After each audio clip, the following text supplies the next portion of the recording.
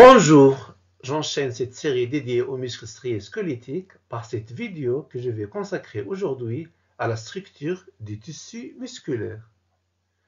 Déterminer la structure du muscle et de la cellule musculaire est primordial pour comprendre comment cet organe arrive-t-il à se contracter. Que se contracte-t-il à l'intérieur de ce muscle? Alors voilà quelques questions à propos de ce sujet auxquelles je vais essayer de répondre dans cette vidéo. On sait que le muscle est un organe contractile. On sait aussi que c'est un organe formé de fibres. Alors, comment ces fibres sont-elles disposées dans le muscle? Comment ces fibres se contractent-elles? Quelles sont les structures de la fibre qui permettent la contraction? Étudions donc cette structure du muscle.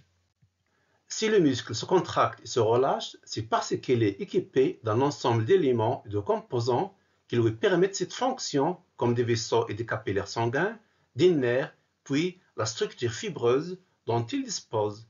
Voyons un peu cette structure du muscle. Le muscle est fixé sur les os du squelette par les tendons. On fait bouger ces os lorsqu'ils sont mobiles. Pour décrire la structure interne du muscle, on observe ce schéma à côté. C'est comme si on réalise une coupe de ce muscle en mouvement. Ici, c'est une coupe transversale et là, c'est une coupe longitudinale. On va essayer donc de décrire les éléments constitutifs de ce muscle.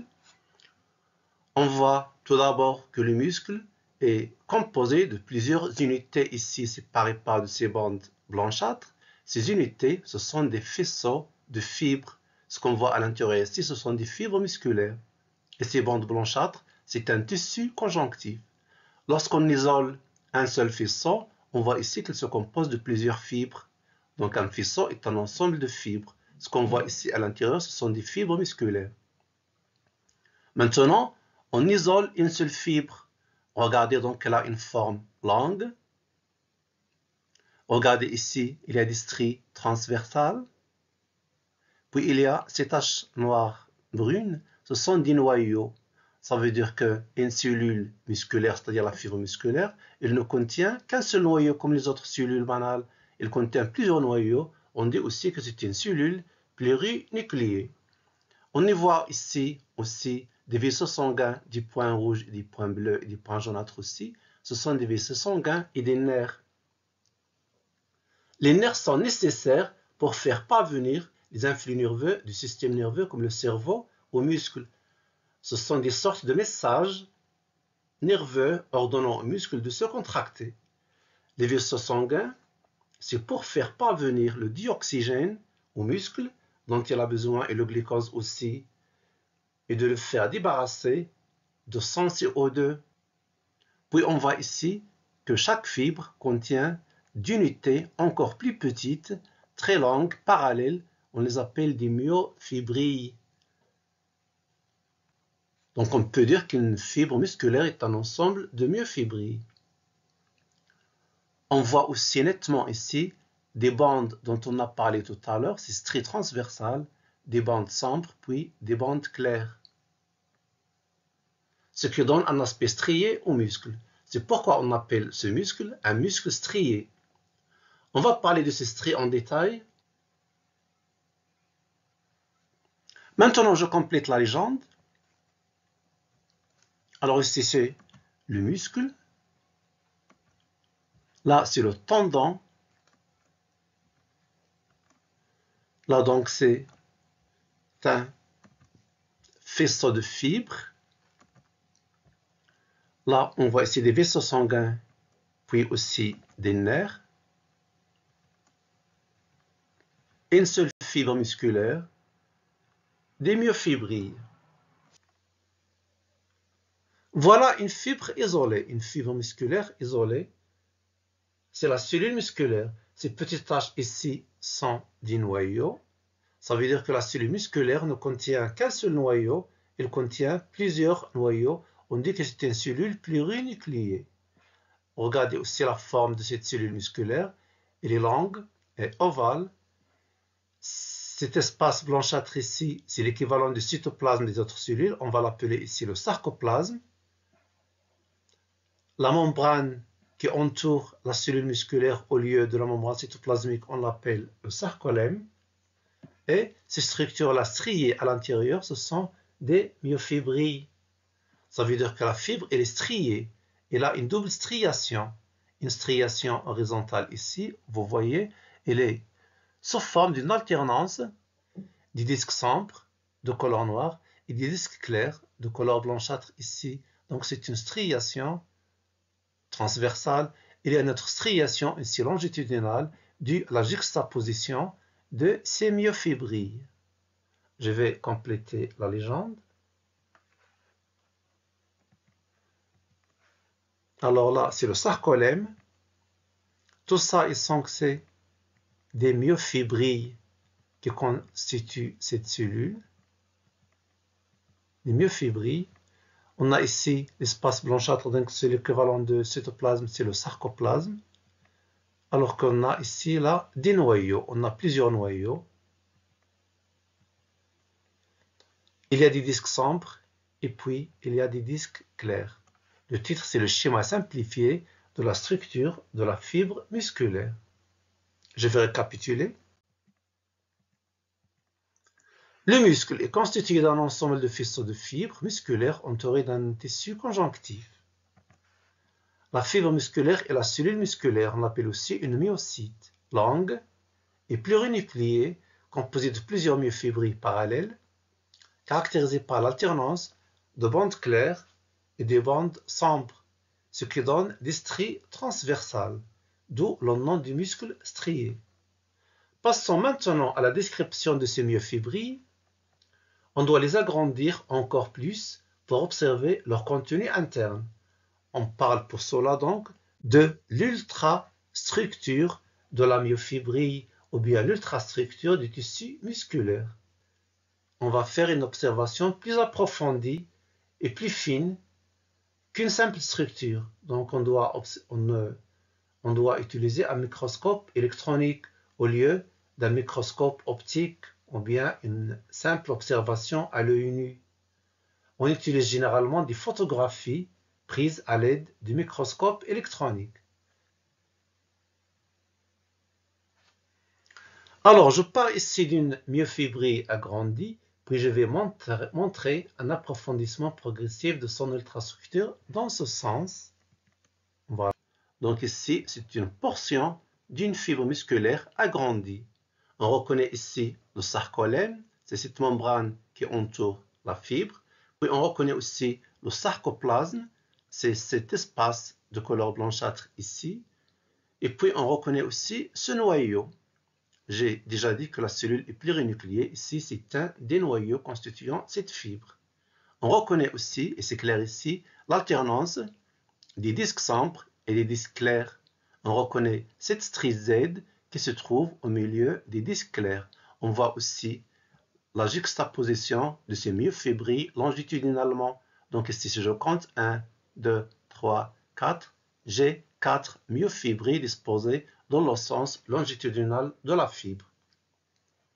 Parlons un petit peu de l'alternance ou bien de cette striation transversale. Donc, je commence par ces disques clairs. On les appelle aussi des bandes I pour isotropes, parce qu'au microscope polarisant, ils diffusent la lumière d'une façon uniforme et apparaissent plus clairs. Et il y a ici des disques sombres. On les appelle aussi des bandes A pour anisotrope. Ils apparaissent moins clairs car ils diffusent la lumière d'une façon non uniforme. On voit ici qu'au milieu de chaque disque sombre, il y a une bande étroite plus claire. On l'appelle la bande H. La bande H. J'agrandis encore plus, mais je fais la légende tout d'abord. Disque clair, bande I. Disque sombre, bande A. La strie Z. Alors ici, entre deux stries Z consécutives, cet espace, cet intervalle, on l'appelle le sarcomère. Donc on peut considérer donc une myofibrille comme une succession du sarcomère. Et on peut considérer le sarcomère comme l'unité principale structurale des myofibrilles.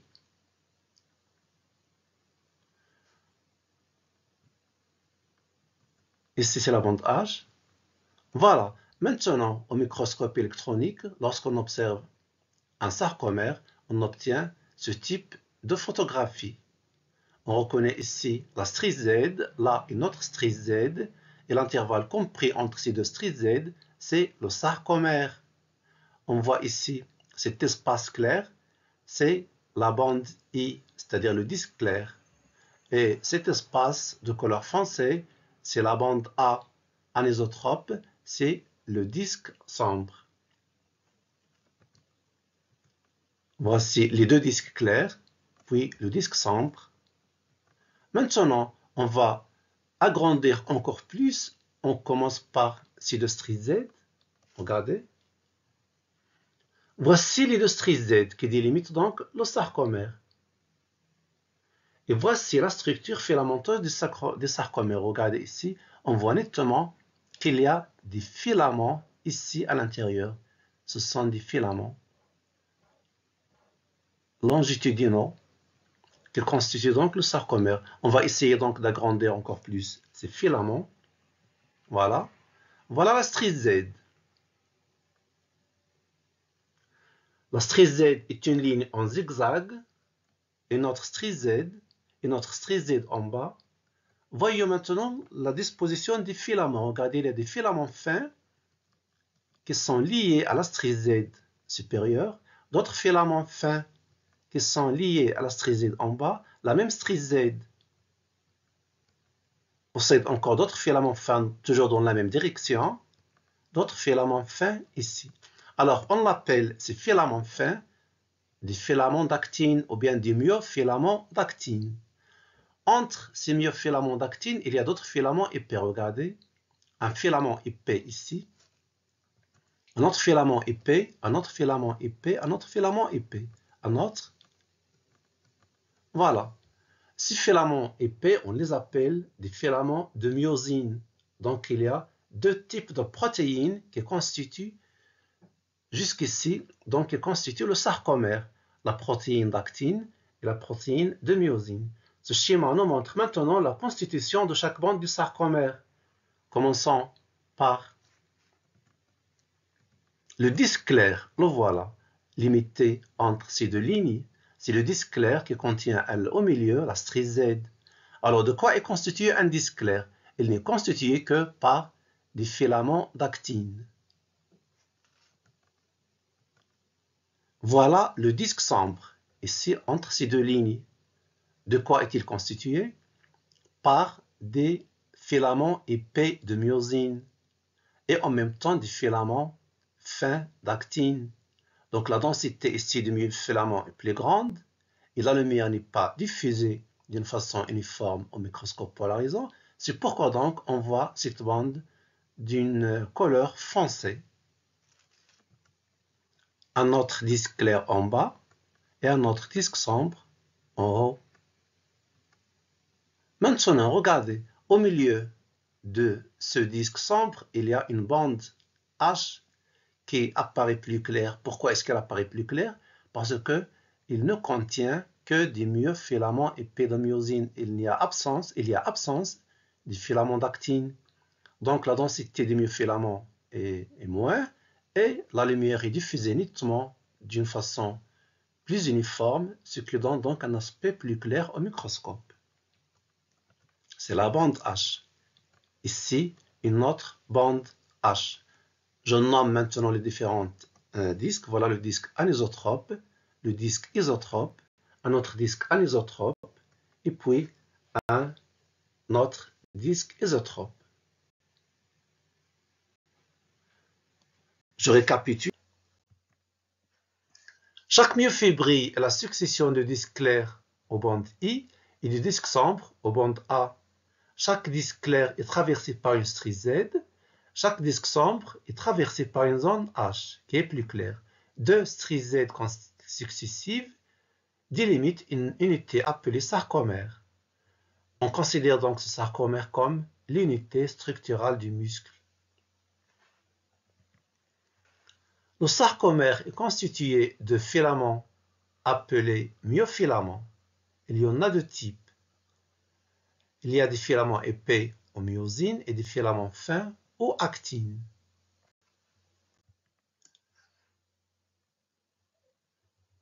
Constituant du sarcomère, la bande A, qui est le disque sombre, constitue de myofilaments d'actine et de myosine en même temps.